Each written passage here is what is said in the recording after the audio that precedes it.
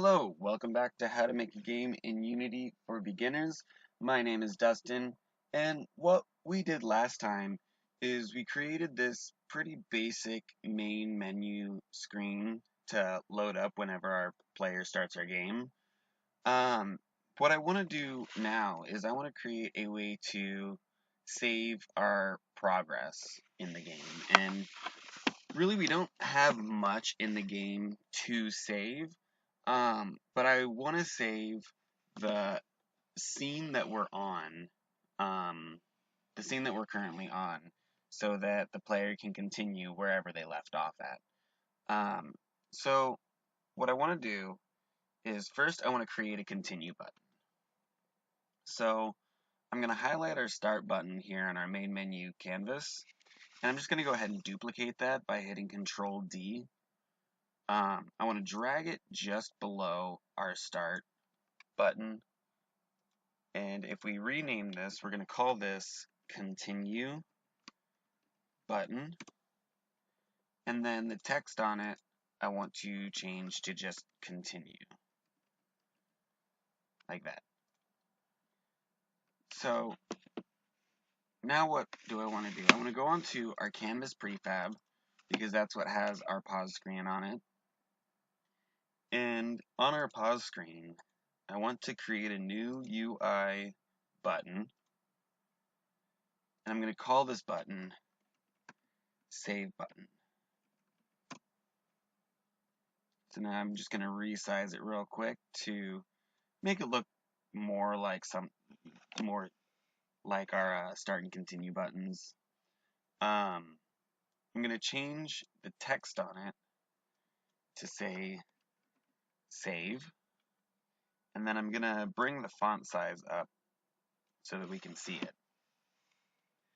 So now if we put this, oh, not the text, but if we put the button up in the corner like that, and then anchor it to the top left corner, it will stay in this corner up here. So now what do I want to do? I want to save the information for whatever scene we are on. So the way we're going to do that is if we go into Visual Studio and on our UI Manager, I want to, first we're going to be using the scene management system. So I'm going to make a reference up here at the top saying using Unity Engine scene management, and then down below our update function I want to create a new function. We're going to call it public void save game, just like that. So now how do we want to save our game? What we want to do is we're going to use a system in Unity called player prefs. And what player prefs does is just basically saves basic information about the game. So we're going to say player prefs dot set string, and there are 3 different types of information you can actually set. You can set the string, you can set the int, or you can set a float. So we're going to say set string, and we're going to call this saved underscore game, just like that. And the information that we want to save is going to be on our scene manager dot get active scene, and we want the scene's name. So scene manager dot get active scene dot name, just like that. So if we go ahead and save that and go back into Unity, let's set this up really quick. So on our save button after it compiles, we want to scroll down to the component for the onClick function. We're going to add a new function and drag our canvas into the slot, because that has our UI Manager on it. And then in the drop down menu under UI Manager, we're going to choose Save Game.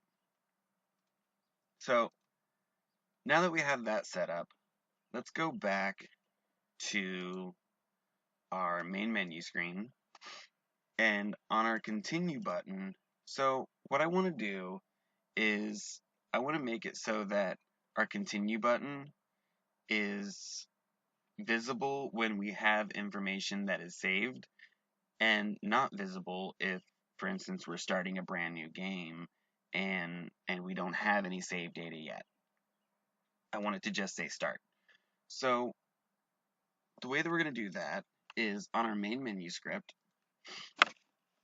First, we're going to create a reference to that continue button. We're going to say public game object continue button. And then, so first let's go underneath our start game function, and we're going to say, we're going to create a new function. We're going to call it public void load game. And the way that we're going to load the information is we are going to say scene manager dot load scene, and the scene we want to load is stored in our player prefs. So we're going to say player prefs dot get string. In the string we want to get, well, that is our saved underscore game, just like that. So let's go ahead and save this really quick, and we're going to test this out, make sure that it works. So if we wait for it to compile, let's go ahead and start our game. And we have, oh, you know something? Before we do that, we need to set up that function in the continue button. So on our continue button, scroll down. We already have the canvas in here because we just duplicated our start button, but we don't want to just start the game. We want it to load the game, just like that. So now if we go ahead and hit play,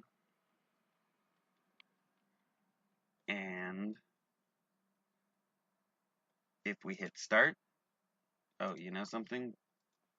For some reason, on our canvas, our pause screen is active. So I'm going to set that to inactive. And now I'm going to hit play. So if we hit start, we're playing our game here. Let's move on to the next level. Just like that. And so perfect. So now let's go ahead and pause our game. Click save. And let's close out of our game. Perfect. Now to test to see if this worked, we're going to hit play again. And instead of hitting start, we're going to hit continue. And it loads into our level 2. That is exactly what we wanted to do. So perfect.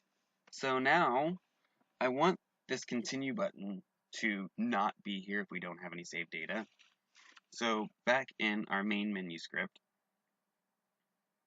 what we're going to do, we're going to say in our start function, we're going to say if player prefs dot has key, and the key we want to check is our saved game, saved underscore game, then we want to set the continue button, so continue button dot set active to true. And that will set this button active if we have a saved game. Now if we do not have a saved game, we want to say else continue button dot set active to false. So if we have a saved game, we want to set it to true. If we do not have a saved game, then we want to set it to false. So just like that. So if we go ahead and save this, go back into Unity, we want to create a reference to that continue button because it doesn't know what it's setting true or false yet. So on our, that's on our canvas for our pause screen. On our canvas for our main menu, we should have a new slot for a continue button down here. So let's drag that button in like that. And now if we hit play, this isn't going to work exactly the way that we want to, because what's going on is we actually already have a saved game stored because we stored it in that test. So this continue button is currently active. So what I want to do is I want to go back into our main menu just to see if this works. We're going to change the name of this to, I'm just going to put a Z in there because we haven't stored anything called saved game Z. So if I go ahead and save that, this should go away because it's checking to see if we have that saved game Z stored, and we don't, so this should disappear when we hit play. So let's go ahead and hit play, and look at that, it disappears. So that is working just fine. So now that we know that that works, if we go back into our main menu script and get rid of that Z, click save, and go back into Unity, we know that this works because we just tested it. So if we hit play, we can start our game, play our game here.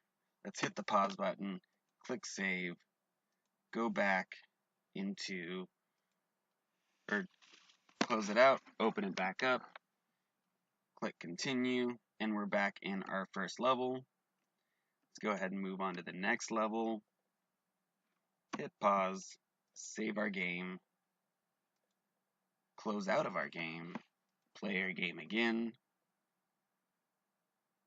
and click continue. We are in our next level. Perfect. That is exactly how we want it to work. So now so this continue button is now always going to be here for us just because we have already saved our game.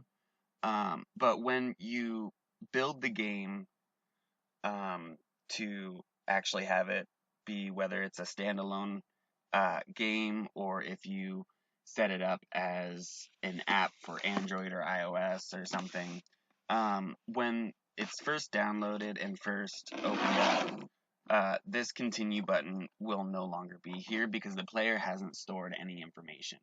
We have on our Unity engine, but the player has not. So this continue button will not be here until they save their game. But anyways, I think that is going to do it for this video. If you're enjoying the series, please make sure to like and subscribe. And also, if you have any questions, comments, better ways to do certain things, please comment down below. Let me know. And I will see you next time.